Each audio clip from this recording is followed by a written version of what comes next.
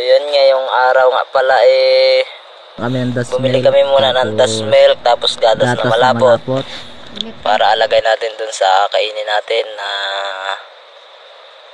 yung bunga ng sasa. At syempre hindi muna ako nagpahuli dito, sabi ko ako lang pinakamaganda sa ilog na puntahan namin. Kaya yun, malapit na pala kami. Nakikita ko na yung bahay ng tiyahin ko dito sa ano na ito. Kaya hindi na natin to patatagalin. Let's go na. Sabi ko sa pinsan ko, sumama siya para naman malaman niya kung ano yung lasa. Sabi naman niya sa akin na hindi naman nata nakakain yon. Sabi ko, pumunta ka dito, samahan mo kami para mo naman matikman mo kung totoo nga yung naririnig natin na kinakain niya yung bunga ng sasak. At masarap ito pag mayroong gatas. Kaya tara, sabi ko. Dali-dali na nga pala kami dito sa na ito para dahil madilim din nga ang panahon. Kaya sabi ko bilisan natin, baka tayo abutan pa ng ulan. Dali-dali naman kami na pagkakita nga namin doon ay may nakita agad kami.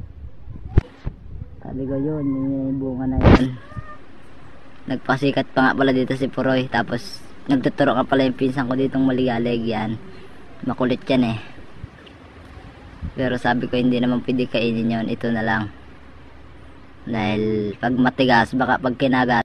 Kaya agad-agad ni Puroy na sinambot para ipakita sa inyo. Sabi niya ito na nga yung bunga. Ako naman naghanap pa ng isa kasi konti lang, kasi pag isa lang ang kuhain namin.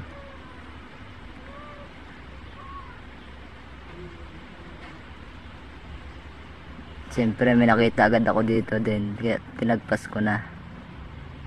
Sabi ko okay na siguro to.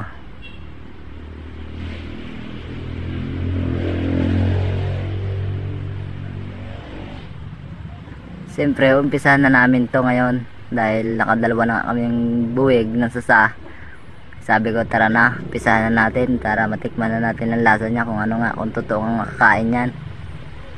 Kaya binanatan ko na kaagad ng taga ito. So ang hirap kuhain. Pero pag may natigpal na po kayong isa, yan, nakalas nyo na, madali na siyang yan, kahit siguro kamay na lang.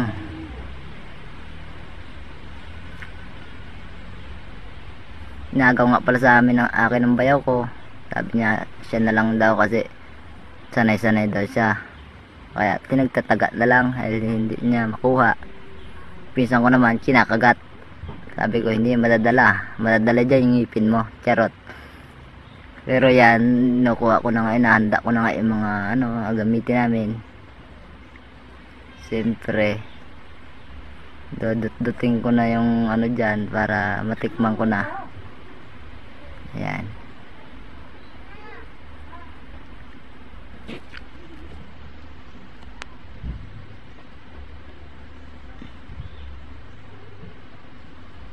Lumipat nga pala kami dahil inabot nga kami ng ulan, kaya dito na lang kami sa bahay ng tiyahin ko. Kaya dali-dali na kami ditong sibak ng saka yung mga puti-puti ayun po yung parang bao niya pero malambot lang, kaya hindi naman madumi, kaya malambot naman, pwedeng kainin. At siyempre mga busy na nga kami dito sa punto na to, kaya yung bayaw ko naman ay todo kudkud ito, todo kuha siya dahil sabi niya nga para na agad makain na namin kung anong lasa nga ng pag may gatas yan. Paspas na nga kami dito.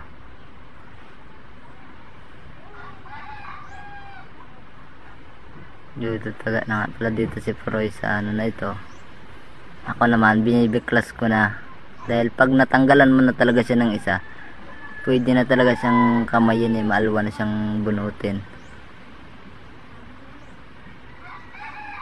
Parang ka lang, nagbubunot ka lang ba na pinagtanggalan na rin.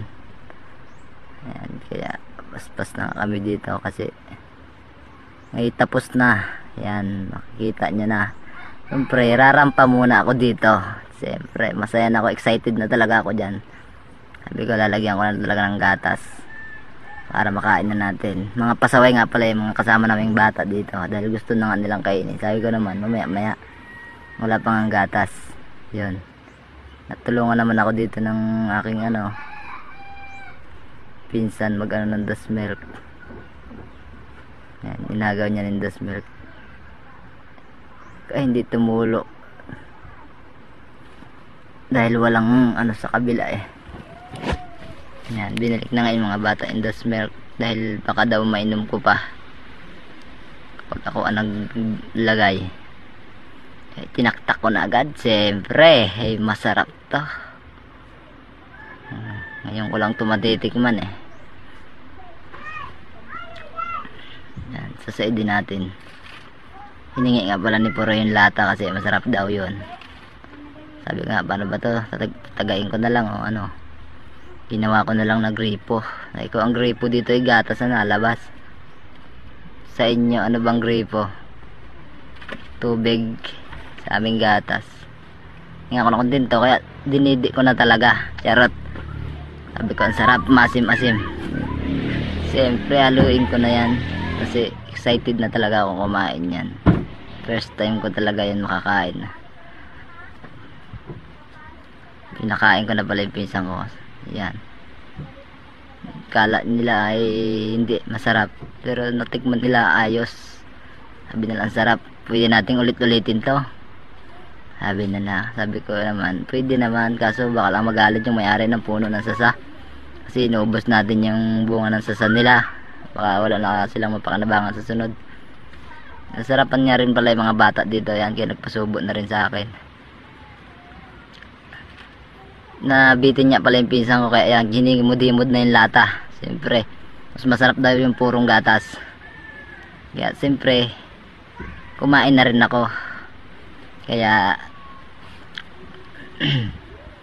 nagpasikat na nga ako dyan, nagyabang na ako kasi ang sarap talaga ng nakain ko. So yun yung pinsan ko. Thank you po.